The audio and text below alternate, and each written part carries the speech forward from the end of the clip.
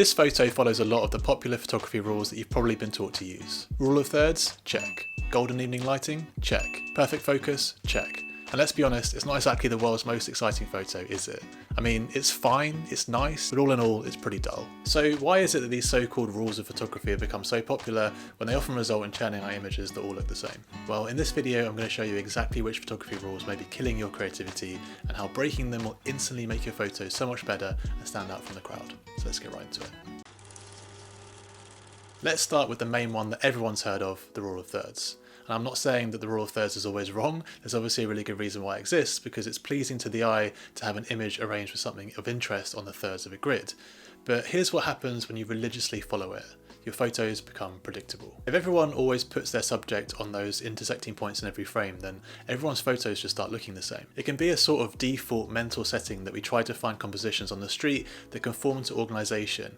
But if we're always looking in that way, then we're never going to experiment or be a bit more daring with our compositions. Some of my favourite photos I've taken have something of interest dead centre or on the edges of the frame and don't conform to the rule of thirds at all. If you're aiming to capture more spontaneous feelings to your photos, something maybe a bit more true to life rather than feeling designed, then when you see something amazing happen on the street, do you really want to stop and think, let me position this person perfectly on the third line? No, right? You want to react with your gut and capture every moment that comes in front of you. So here's what I try and do instead. I might use the rule of thirds as a starting point, but then I break it intentionally. Maybe I put the subject way off to the side for tension or dead center for a more powerful feeling, wherever it really feels right to get the emotion that you're trying to capture. Street photography doesn't follow rules, so why should your composition? I don't know about you, but I often hear that a lot of photographers aim to get the sharpest, highest resolution image as possible.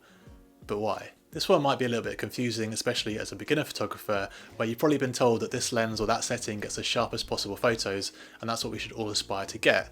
But perfect focus can actually make street photography pretty boring, in my opinion. When every image is always tack sharp, you lose the mystery, the movement, the life that can make photography so compelling. There's also that idea that you always need to have this deep depth of field in street photography as well, that you can never have a blurry background and always have as much in focus as possible. But this for me puts an unnecessary restriction on our creativity and might even hold you back. I get why people say not to use bokeh because, used poorly you can end up with photos that just focus on one subject, completely blur out the background to oblivion and just look pretty boring and amateurish. When you're a beginner and you get that fancy 1.4 lens, I can also understand the draw to shoot it wide open and isolate a subject and show off that creamy bokeh, which, to be honest, very rarely results in a good photo. On the flip side, always using a deep depth of focus can make for confusing or sterile photos sometimes as well. A lot of the time, it's nice to have a balance of contextual information in the rest of the frame, but you don't always have to have everything in sharp focus all of the time. Sometimes that blurry background in some low light can really make an image more beautiful, maybe more engaging, and maybe even a little bit more emotional. Another thing is not taking advantage of blur if you want to always get the sharpest image possible. Using slower shutter speeds in low light or just as a creative choice can open up a whole world of possibilities to make more engaging and exciting images. This is not all to say that you should just throw sharp focus out of the window. I like sharp images and a lot of my photos have a deep depth of field and attack sharp, but don't discount imperfection and soft focus as well, because it can really give another dimension to your photography.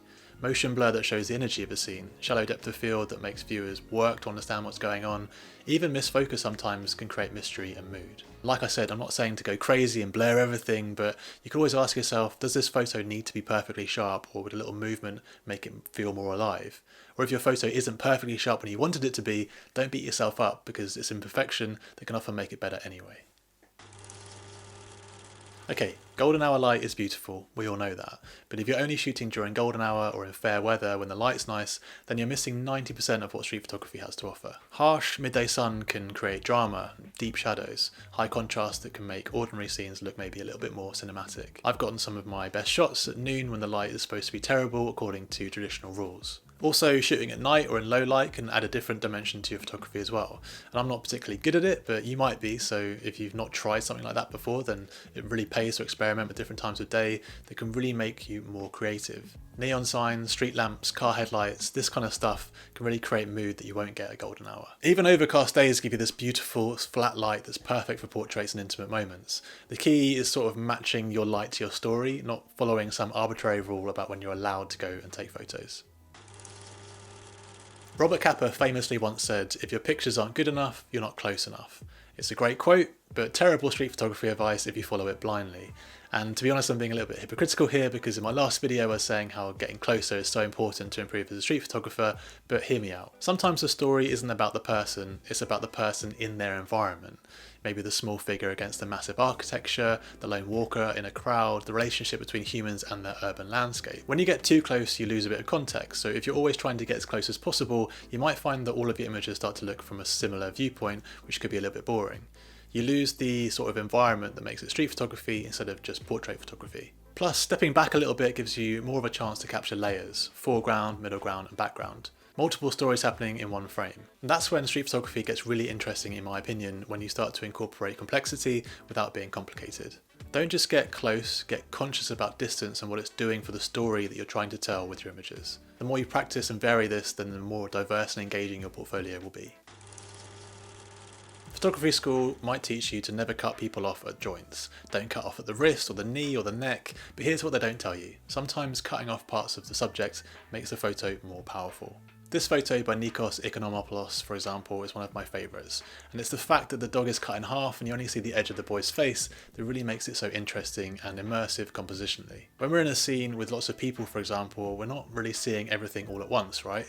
We might see an arm there or a head there or a foot over there. It's just the way that our vision works, so why not show that in our photos? A tight crop on someone's hands might tell a story. Cutting off the top of someone's head can create mystery. Showing just legs or torsos can create movement and energy and depth. The human brain fills in missing information, and that engagement, that sort of mental work the viewer has to do, makes your photo way more memorable. Traditional portraiture rules don't always apply to street photography because you're not trying to flatter your subject or you don't have the time to.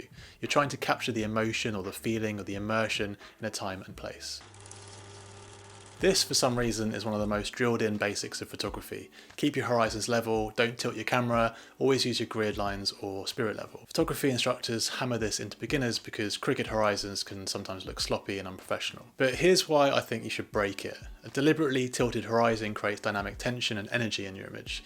It can convey movement or urgency or emotional instability that a perfect level shot doesn't. Street photographers and photojournalists have been using this technique for decades to add drama and draw viewers into the action. When you tilt your camera, what's called a Dutch angle in cinematography, you're making a bold creative choice. It can make a static scene feel alive or turn an ordinary portrait into something edgy and contemporary, or help to express the chaos of a crowded scene. There are so-called rules of photography for a reason, right? Because they make visually pleasing images that are easy to practice. And I'm not saying to completely throw out every rule that you ever learned, knowing them is obviously really important. But the difference between amateur and successful photography, in my opinion, isn't following rules perfectly, it's knowing when and how to break them intentionally. Breaking photography rules doesn't instantly mean better photographs, obviously, but it does help you become more creative, which is where this video comes in, giving you some structure and things to practice to really get the most out of your photography.